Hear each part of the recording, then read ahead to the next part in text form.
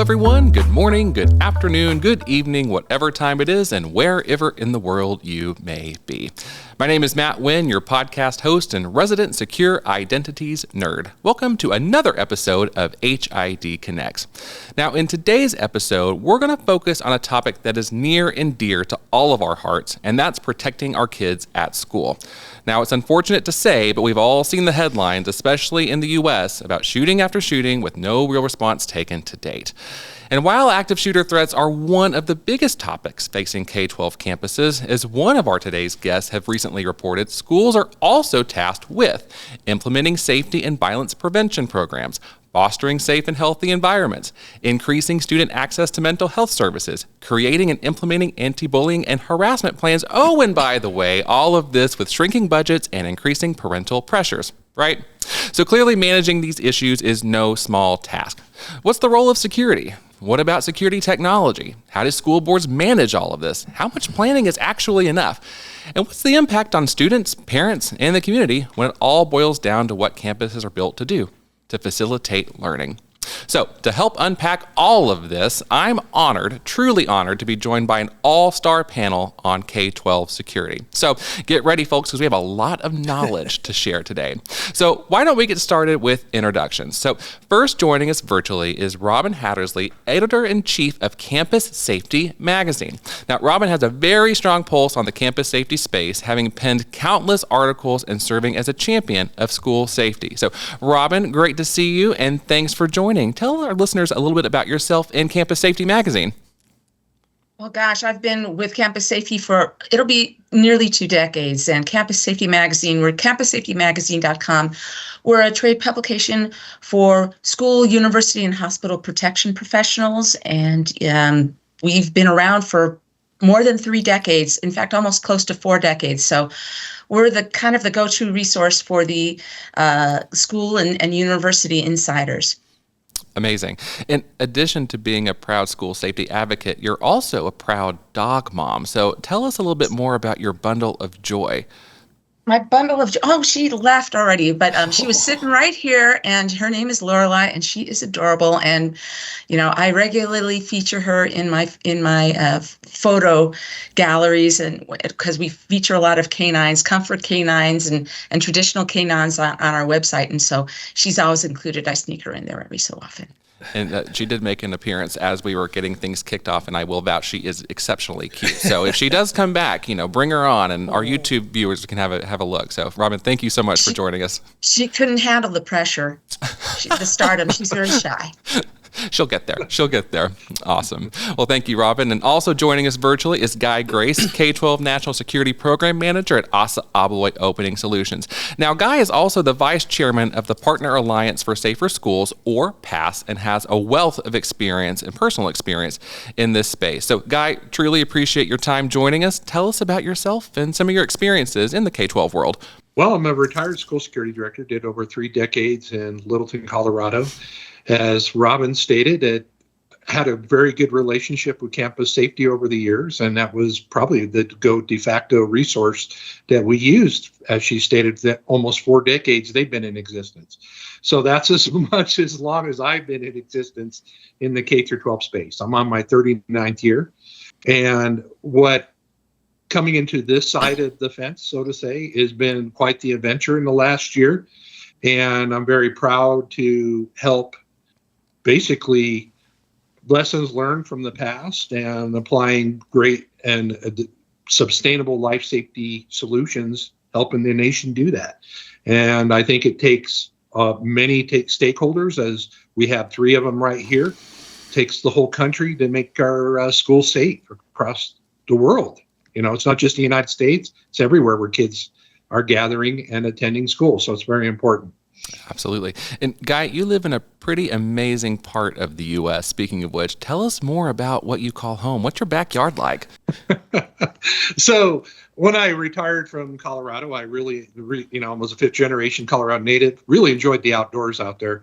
However, as we all know, because of the attraction to places like that, you have many people moving there. So what would take 30 minutes would take 4 hours to get to now when I was in Colorado. So when I retired, I was looking for a space where I would be able to enjoy the outdoors and be able to get there. So we I'm not saying we threw a coin up in the air, my wife and my kids, but we ended up in the Flaming Gorge in Green River, Wyoming. However, as I shared a picture with you, I'm not having to take a stagecoach to the airport like some people assume in there when they hear I live out in this remote place. Actually, get to the airport a lot quicker than I did when I was in the metro area down in Colorado. But regardless, traveling around the country, there's so much beauty everywhere we go, no matter where you go. So I'm flabbergasted to be here, but I tell you, when I tour around the country, I'm very surprised at how beautiful our nation is. Very good. Glad to have you as well. All right. And now joining me live in the studio is a very good friend of mine, and may I say an even better human, and that's Mike Garcia. Now, Mike is HID's National End User Manager for K-12, and he was also named recently Security Innovator and one of, quote, the most influential people in security. That's a big deal, Mike. Always good to see you. So tell us about yourself and your experience in this space. Oh, gosh. Started in 2007, Matt. 2007. That's a long time. I've been with HID for the last 6 years, and we've done a lot of legwork, a lot of work. Guy and Robin both have seen this, right? PASS is now celebrating their 10-year anniversary, and Campus Safety celebrated their 10-year anniversary last year, right? Am I right, Robin? 10 years? Our conference did, yeah. Yeah. So Campus Safety Conference, 10 years, past 10 years. So it's kind of, 10 years is the realm. So for those past 10 years, what we've been doing is we've been traveling the United States, talking to K-12 leaders, let's say, about what to do for mental health, school hardening, and emergency security operation planning and reunification. So it goes hand in hand, right? Telling them that this is not a one-size-fits-all, a one-trick pony. You have to have all three of those to make your district what it needs to be, right? Safety and security-wise. Absolutely. And speaking of K-12, you've been rocking out since middle school, is what I've been told. So do you want to share a little bit with our listeners about your musical side? For me, it's therapeutic, Matt, right? So, yeah, I was a youngster, and I'd lock my door and listen to music and sing, and joined the choir shortly after that and started singing there and trying to figure it out. But I've been in bands on and off throughout my life. Most recently singing mariachi music, believe it or not. So I was intrigued with it. It's a whole culture thing, and it's real deep roots. So when you sing from the soul, right? You sing from the heart. And it's the same way we approach the K-12 space, from the soul, from the heart. And so it goes hand in hand with what we do out there. Absolutely amazing. Side note, if you're not watching us on YouTube, and if the promise or the potential of Robin's dog joining us doesn't get you to subscribe to our YouTube channel, I do want to point out that Mike is also rocking a pretty stellar cowboy hat. And since I am a fellow Texan and very appreciative of a little cowboy fashion, I brought a cowboy hat of my very own, and just thought I would put it on in solidarity. Look at that. What do y'all think? Fabulous. Looks good? Fabulous. Not Matt. bad? Right, Dad? Hey, you're a Okay. natural. Thank you. All right, I do not wear this nearly as well as Mike, and I cannot take myself seriously looking at the camera with this thing on, so take one final picture for our production team, and then I'm going to take this off immediately. All right. I love it. You look like a cowboy DJ. There you go. There we go. All right. Thanks, guys. All right, so all joking aside, we really clearly have an amazing panel of experts to discuss this exceptionally important topic. So now that you know a little bit about our guests, let's dive into this episode's burning question. K-12 schools, what is security's role in protecting our kids? Now, let's start at the absolute basics. And Guy, I'll start with you. Give me just an overview of the K-12 landscape. What makes it unique, and what are some of their needs? Well, we could say you've seen one school in the United States. You've seen one community. And one of the most important aspects we need to understand that there is not a universal one-size-fits-all solution to K through 12 when we're applying safety and security solutions. When we look at schools, for example, in like my former role as a security director, I could tell you every school had a different type of climate and culture and community that was attending the schools. So when you look at that, the commonality, though, that we can find is applying a layered approach to safety and security that we recommend in the Partner Alliance for Safer Schools. So, for example, in a layered approach, you have components: district roles and processes, human roles and processes, architecture, alarms and detection, access control, video management systems, enhanced technologies. It could run the gamut of different types of technologies. However, the most important aspect or thing that I'd like to convey in anything I say, what I mentioned, those are just tools, right? The most important aspect that we have in K through 12, we're supposed to be fostering the ability for our students to go on after K through 12 experience to a meaningful adult life. And we look in K through 12, that can mean a lot of different things: vocational school, college, military, going and getting a job, being a husband, being a father. But that's what we're there for, is to bring people to a meaningful life. So when they're afterwards. But when we look at K through 12 too, that can be, we are responsible for many educational processes, including disabled, mental health challenges, individuals that may have cognitive disabilities. And the fact is, we have to be very inclusive, I'll use that word here, of an all audience. And we have to be very mindful that we have a broad, many types of students that we have to educate, and with different concerns, different anxieties, different abilities. And what we're trying to do is foster that ability for them to go to the next level. So when we look at those components, where I'm going with that is those are important tools, but the most important piece of this is everyone that attends teaches and learns in these facilities and the communities that support these schools. So when we look at this in a holistic way, it's a gigantic picture.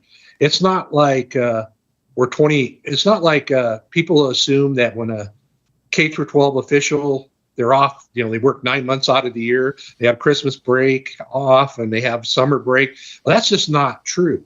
In fact, when we look at being a school, working in schools, you're working around the clock.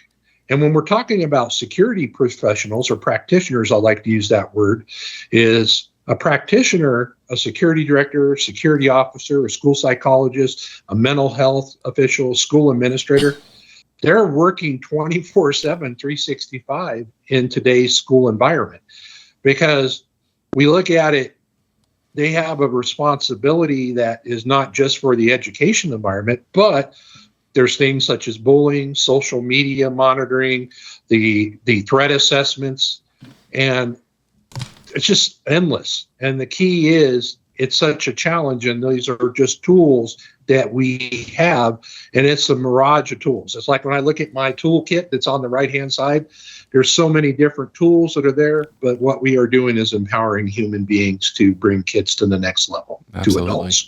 And Robin, over to you. So we talk about human beings, and Guy has gone through a plethora of items that human beings must take care of to help support other human beings in these K-12 environments. So who do you see as some of the key stakeholders? Like, who are the people that we're trying to protect, and what are some of the roles that you see there? Who are some of the key stakeholders in the K-12 world? Well, it's everybody, really. I mean, you think about it, it's the teachers, it's the administrators, local law enforcement, local fire, EMS, parents are play a big role, and the general community. And you think about it, we're not just trying to protect students, but we're also trying to protect the teachers who are teaching them and the administrators who are trying to, administer the services. And so there's so many stakeholders out there. There's also the general community, maybe, the local pizza parlor who wants to support your baseball team, or maybe a local club that wants to support the songwriters in your community. I'm sure Mike would appreciate that a lot. So it's just, I mean, when you talk about a school community, you were really talking about an entire community. Very good. Very true. Absolutely. And Mike, to you, I'm going to pick up off what Guy said and what was also just alluded to by Robin, and that is you've seen one school, but what makes K-12 unique? I think it is the only place that you can go to and sit down at a round table and have every director of every area within the school sitting down. And as a security professional, you want to give something to everyone sitting there, right? So imagine that. You're sitting here and there's the athletic director, the band director, the facilities director, the IT director, the nursing director, and I go on and on. It is a cross-section of everything you could ever imagine, including something that really needs a lot of security, which is transportation, right? It's your traveling classroom, right? So when we get through with securing the building, as Guy said, with the layers, right? You take the perimeter layer, the playground layer, right? The grounds layer, the building layer, the classroom layer. All of those have a security component within them, right? And all of them have the different components that Guy was talking about within them. That's a chore in itself, right? Imagine that. And then imagine a school saying, okay, we have all these directors. Where's our security director, right? And what kind of training does that security director have to be sitting in that seat, right? I've been presenting for 6 years straight across the nation. And every time that I ask, who here in this room knows about ISC and has been to ISC West, I may get 2 hands in a room with 100 people. Who here has been to an ASIS or an SIA presentation and is certified? I get maybe 1 or 2 hands out of 100 people in a room. It just wasn't something that the schools naturally had, right? So along with the athletic director, which is trained in that, the band director, which is trained in that, you have a security director here trying to tell them how to secure their own departments, and there's not enough training there. So the National Council for School Security Directors is a beautiful thing, which we just helped found a couple of months ago. And believe it or not, I mentioned this 10-year, kind of box that we put school safety and security in. There has not been a National Council for School Safety or Security Directors in that time frame. Does not exist. So those are the kind of things that we're doing right now, and those are the kind of things that make the schools special, because educators educate, right?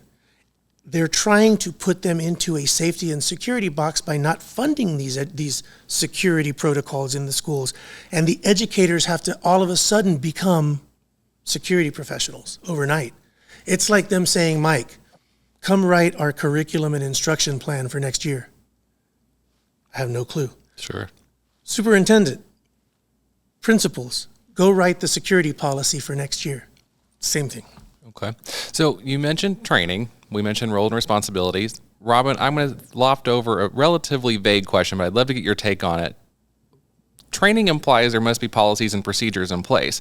What is the role of policies and procedures? What types of policies and procedures are out there, and where may the gaps be? First of all, I want to touch on Mike's comment. The role of security director for a school is actually really pretty recent. I mean, up until, actually even now, there are some people who are responsible for security, but they're also responsible for facilities management. And maybe they're the vice principal, and maybe they're responsible for the coaching the football team or the basketball team. So you have so many people wearing hats, and so you're completely right. They don't have training because that's not their core, focus. But as far as policies and procedures concerned, that's something that I'm really passionate about, because, as Guy said, there are all these tools that we have, but, if you don't use the tool correctly, I mean, for God's sakes, if you use a video surveillance camera to racially profile someone, oh my goodness, that can really destroy your security program in one fell swoop. If you have a great access control system, but you have all these rocks lying around to prop the doors open, and the policy, you don't have a specific policy that says, you need to close all the doors all the time. That's a policy failure that will allow someone like an active shooter or just a disgruntled parent who maybe is mad at a teacher or somebody, to come in and cause havoc at your school. So, policies and procedures are such a huge part of the security issue and safety issue. And, they're the key to basically getting all of your tools to be used properly. Absolutely. Guy, unfair question.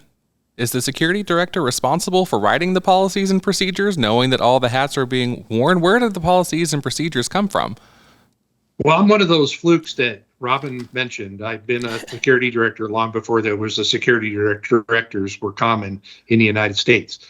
But the lesson learned, why I was able to last a long time, was what Mike was mentioning about all of those different stakeholders that are at the table, was for me to work cohesively and together with them to implement policies and procedures and technology aspects and the life safety components that our school districts deploy.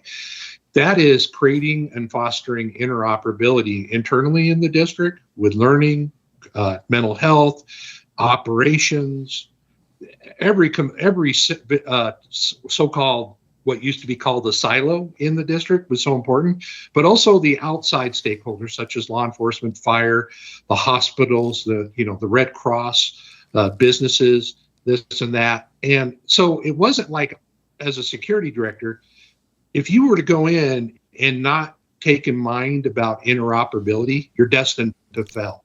You're going to be out of that job and very quickly. The door won't hit you in the butt. What I mean by that is, when you are a security director, you have to be cognitive of interoperability between the different verticals that are within your organization and external. And you need to come to a policy and procedure that enhances the learning environment and empowers the learning experience, because that's what you're there for, and keeps everybody, as Robin had stated, every occupant and those that are on your school grounds and your facilities, as Mike mentioned, after school activities. It's not just the school instructional days. You're responsible for every facet. We think about a school in the United States. There hasn't been any official studies, but if you talk to school districts, they're open. Schools typically are open 18 to 20 hours a day. Why is that? Well, because number one, they're instructional hours, and then there's after-school activities such as facility use, community use of your athletic spaces, community use, Boy Scouts, Girl Scouts, for example, in your cafeterias or your media centers. The point is, schools are a focal point of the community. So it's so important that we create that interoperability and make our human roles and processes and our district roles and processes and procedures to flow correctly and work with the business environment that we are in, but also too when the worst hazard happens. So think all hazards. That's what, as a security director and anyone in K through 12, it's an administrator, you need to think all hazards. And that's why you have that interoperability, because you're addressing all of the hazards as much as possible and getting the expertise from every vertical in your educational space to help you come up with a good plan. So yes, you would be responsible, but you're going to have the input and the guidance of others as well, so you can come down to a mutual understanding of an all hazards response. Okay. Important phrase. Mike, I saw you nodding emphatically at all hazards approach. So explain this notion to us. What does it mean and why is it important, especially in this space? I applaud Guy Grace, who was the security director of the year in 2020, Robin's organization, of course, Campus Safety Magazine. And one of the reasons he won that was because of his approach, all hazards approach, right? It takes the entire threatscape. Lightning strikes, in some cases, kill many students, baseball players, football players, track meets, lightning is a big hazard. It really is. And what Guy implemented in his schools was a weather bug, right, Guy? Weather bug was something that he used. Weather stations. Weather stations, And so he tried to catch those threats early before they became an actual hazard, right? And the all hazards is all encompassing, all approaching, right? It's the difference between safety and security, right? So safety, you have OSHA, occupational safety and health. Security, you've got Homeland Security, right? Homeland Security protects us from the terrorism, from the physical threats, right? Occupational safety, safety glasses, they help us stay safe from the everyday occurrences and the things that we do in school. What Guy did at his school is he made sure that safety and security were combined in a comprehensive, holistic approach to security. And that is one of the things that we promote wherever we go, whether it's PASS or Zero Now with the pathways, or presenting at the campus safety conferences. We try to put in front of these safety and security directors the fact that it's more than just school shootings, right? It's much more than just school shootings, because things like cyberbullying, right? Sometimes you put those to the wayside and you say, hey, what's in front of me is the most important. No, it's not. You have to look at this holistically. And when you look at it holistically, same way you eat an elephant, right? One bite at a time. And you take this thing and you put it into a program. To answer your question about the school and how these procedures are created, every school in Texas anyway has to have a safety committee, right? And that safety committee is made up of cross sections of people within the school and the community, right? So you'll have the police chief from the community, physicians from the community. And when I do go to schools and visit and show them how to help them set up their safety committees, I use the security specific protocol, but I transfer over to the nurses. The nurses have been doing this for many years, and it's called a SHAC. It's a School Health Advisory Committee. So they have that down to a science. They really understand that when they have vaccines, when they have physicals for the kids that play football, et cetera, they have to be ready for that. They have to be ready for something to happen at the school. They have AEDs, right? They have now Narcan because of the fentanyl crisis. They have EpiPens for kids who are allergic and have allergies. So there's so much going on. Now that safety and security director has to kind of scoot back and look at it all holistically. And that's the all hazards approach. That's everything from the community all the way in. And when you do the risk assessments, which is vital to everything that we stand for, because if you don't know where your risk is, how can you secure it? And how do you know how much to invest in it? And so that's the really important thing that we, all three of us, promote. Robin, question for you. Hearing about the all hazards approach, hearing about all of the hazards that need to be approached, it seems a little overwhelming to have to account for all of these things and have policies and procedures in place for all of them, right? So is it doable? Are we asking too much of our security directors? How do we manage this? Well, if you're laying it all at the feet of the security director, the answer is yes. And that's why we need so many stakeholders participating and have it be a whole campus, have a culture on the campus that is really safety and security focused. And the cool thing is, just because you've got one solution that addresses maybe the active shooter threat, that might also address other threats. Like I know there are a lot of schools and school districts and states that have installed anonymous tip lines. And the weird thing about that is that was pretty much in response to the rise in active shooter and school shootings that have taken place over the past several years. But what gets the most calls for assistance on those lines is mental health issues, suicidality, things like that. Maybe it's cutting, or maybe someone has an eating disorder, or maybe someone's getting bullied. So it goes back to it takes a village, which I know is a cliche, and I'm sorry because I'm a journalist and I hate cliches, but the reality is it does take the whole community and everybody being aware and everybody communicating, and also really having a good understanding and having the compassion to understand other people's ideas and other people's experiences.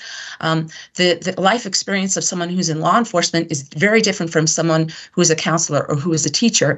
And sometimes they are working at cross purposes when they should be working together, because they're two different sides of the same coin. Very well said. So at this stage, we've talked policies and procedures. We've talked people. Let's talk tools for a bit. And I know that this is a very, very big question, so I will try to categorize it as best I can. Now, Guy, I saw a report in 2023 from Campus Safety, actually, that mentioned locks and door hardware are one of the most popular technology upgrades. The report said that 48% of K-12 respondents had implemented upgrades over the past 2 years, and 38% were looking to add more in terms of locks and door hardware over the next 2 years. From your view, why is this such a popular starting point in the K-12 space? So when I came into this side of the industry was looking at the basic, what I could do with my experiences from being known as a technologist, for example. And obviously I looked at what the foundational life safety components of technology are. Well, it's access control. You can't run a technological endeavors in K-12 without having a strong access control foundation. And when we look at the United States, for example, that's great. And what Campus Safety has done, and by tracking that, is having the ability to know that only 1 out of 4 of our classrooms in the United States right now can be locked from the inside. And the reason I look at this is from experiences was the ability for empowerment of when the day-to-day business activities, when you feel safe and secure inside your building, you're going to be able to learn and teach to the best of your abilities when you're not looking over your shoulders. One of the things I've always appreciated was about Campus Safety, for example, it wasn't sensationalism news from there. It was helpful information. But the rest of the media is not like that. When we have a situation, it could be 2,000 miles away, and it's a terrible incident, it's going to impact the mental health and the feeling of safety and security in the schools, regardless of where it happens, especially if it's a high-profile incident. So when I look at access control, it's the foundation of technological security, but it also enhances the learning environment every day for that ability for the teachers to teach, the students to learn, and most importantly, for our students our community not worrying about their loved ones and their children learning in the schools. So I'm going to say this, and I'm not pitching this because I work for for Asa Abloy and with HID. I've always said this: access control is a foundational vertical of K-12 or a component of safety and security. You can't do any of the other things without that, but you also can't do that without addressing your mental health and your climate and culture as well. So what this does, access control empowers all of the other life safety components to work and work as much as proficiently as much as possible. But like Robin will say, it's very complex. Okay. But what that does is it takes away that complexity and allows that flow and that ability for the educational environment to be safe and secure. And I think that's very important. So anything that we can do to why we're seeing our staff doing that is because exactly what I said. It's common sense. There's so many things that you can do in K-12, but again, that's a foundational component. And if you don't lay that out first, you can't do the other endeavors successfully. Is where I'm going with that.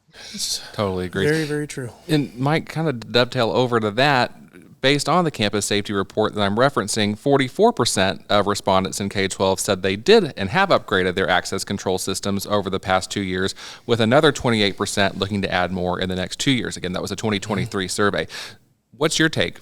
So if you look at what Guy just said, and we all agree, we all here on this cast today agree, But if, going back to the policies and procedures you and Robin talked about, if you don't have the policies and procedures in place to back that up, then what you have is a very expensive door with somebody that can just open it when I knock on it doing an assessment, because there's no policies and procedures that say, verify who's behind that door before you open it, right? So now a $5,000 door with the best doors, frames, and hardware that is available on the market right now turns into nothing, because I knock on it, a child opens it, and I've got my killing field, right? Is those two things work, and it's mental health, school hardening, which is what we do, and then emergency security operation planning and reunification, which is the law enforcement side, right? And when you have those three pieces in place, as Robin mentioned, for me, mental health is TIROS, right? It's TIROES, trauma-informed, resiliency-oriented, and equity-focused systems. I've preached that, and I have been preaching that at every school district that I can, and sometimes I'll have a group of school board members or administrators say, so now you want our teachers to be therapists? And I'll say, no.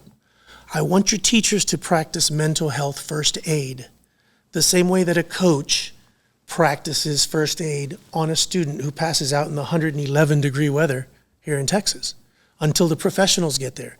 I don't expect your teachers to be therapists or mental health professionals. We just want them to recognize the anomalies. When you're trauma-informed and you're informed about how to recognize the traumas and the child in crisis, now you start putting home and school together. Because you can see this kid for 260 days a year, and you as a teacher will know if something is wrong. You know, you will know if little Tommy has something wrong. They're not acting right, their grades are wrong. The data that the schools gather tells you a lot about a child and their home life. 20 absences. Why? Right? When a child has a good home life, they stay home, and they have a bad school life, they fake a tummy ache, they fake a headache because they want to stay home. They like it there. They don't like it at home because they're being bullied, or the teachers are picking on them, or the coaches are, whatever, right? When they have a bad school life, they stay home. When they have a bad home life, they stay at school. They get there early, they leave late. When you have a bad home life and a bad school life, you have a Uvalde, right? And those are the things that we're trying to have them recognize, is the resiliency that some of these children have, because they have to go to work after school is over, and they stay there till midnight, and then they get 3 hours sleep, have to do their homework and come back. They don't have time to worry about things. That's the resiliency piece that we like to show the teachers. And then the equity, not equality, but equity. So there's so much involved with the mental health piece. But if you do it right, if you have what Robin said, the climate and the culture in place of safety and security, then you won't have to test your physical security so much, and you won't have to respond. I would much rather prevent than respond. Right. You know what? If I could just chime in there really quickly. One of the things about the policy that's really important, it involves law enforcement, because you can lock down your place so well, and what if the shooter or the intruder is inside already, and law enforcement can't get in? And so you have to create policies and procedures and a way for law enforcement to have the access cards, or maybe they're using a Knox box or something, so that they can actually gain access when a crisis happens. That also applies to fire, EMS, things like that, because locking down a campus is really important, but also we need that our first responders to have access, and that's really, really critical, because I see the trend of our campuses focusing so much on locking down that and if they're not working with their law enforcement and fire and EMS to give them access, it can really cause trouble down the road. I want to say one more thing to Robin's point too, if that's okay, is when we're looking at access control, we're thinking of an all hazards approach. So when we think about access control, when I mentioned, and we talked about this a little bit earlier, was about facilitating facilities use of the facilities. Yeah, that's a good example what Robin's talking about, another use for the access control. Because when you think about that, with all that community use, and if you're not having controlled access after hours, you could have a disaster for you could have something happen to the school environment the next day. So when we're doing access control, it's thinking of an all hazards approach, like Robin stated. How do we get first responders in the worst, but also how do we facilitate our daily business as well? That's so important with access control or any other life safety component. And how do you facilitate evacuation too? Because, sometimes in a situation, kids need to get out of there, and the students and parents need to get out, and teachers need to get out of there. So sometimes the situation, and that's what the all hazards approach I really like, because it not only, focuses on a whole bunch of different possibilities, but it also keeps you thinking. It keeps your mind flexible so that you're looking at, oh wait, this doesn't look right, and it's may not necessarily be an active shooter. It may be, hey, someone's, wearing all black and they're totally depressed, and maybe something's wrong, or maybe, gosh, they're wearing really loose, baggy clothes and it's 110 degrees out. That doesn't seem right. So it just more keeping an open mind, and as much as for me, and the all hazards approach is just more about keeping an open mind and looking at what could go wrong, but also look at things that are right. And hey, this is a great idea, and maybe we should incorporate this over in on campus B or in building room A type of a thing. Well, it's amazing. And one last thing, though, I just want to throw in, if that's okay, is about the empowerment of doors and hardware now. What we see with the indicator locks and the ability for students to lock the doors, because I can tell you, in a situation that we had in my district, if we didn't empower the students to be in basically empowered to lock a door or understand or about escaping from a situation, it would have been even a worse of a disaster. It was a disaster, but it would have been tremendously worse. So I'm saying access control, again, as we talked about, is a tool, and we need to use these tools to empower our occupants as well. So there's a lot of ways we can do it, but we need to consider that interoperability we talked about. And Matt, if you think about what Guy and I presented this year at the Campus Safety Conference, it was exactly what we're talking about right now. How to get, when there is an event, how to get the rapid responders into the school as quickly as possible. And this is what we use, right? So your mobile phone as a credential, now you don't have to go to the Knox box. You don't have to fight with the fire department over what keys are in the Knox box.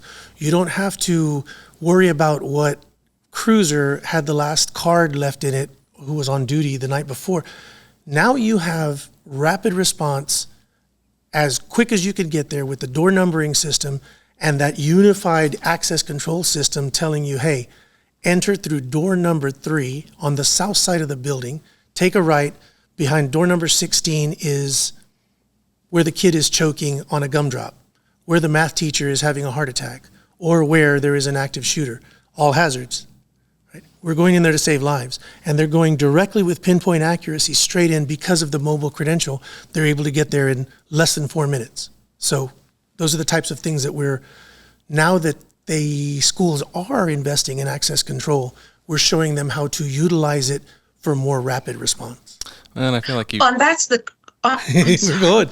and that's just the cool thing about technology too, because it helps support your policies and procedures. The mobile access control solution that you just pointed out, Mike, is great at communicating with Joe, Officer Brown, and Officer Smith and everything like that, and who's on call today, type of a thing. And you can give multiple people those kinds of credentials, and then you can churn them off when they're no longer with the department. Same with people and other employees. Sorry to interrupt, No, you're okay, Mike. because what you had before was you would train on Craze, you would train on I Love You Guys, you train on Alert. And what you would get afterwards is, hey, goodbye, thank you, everybody. We're gathered in the cafeteria. See you next year. See you in 2 years. Now you say, hey, you know our school, you know the diagram, you know where the spots are that things might happen.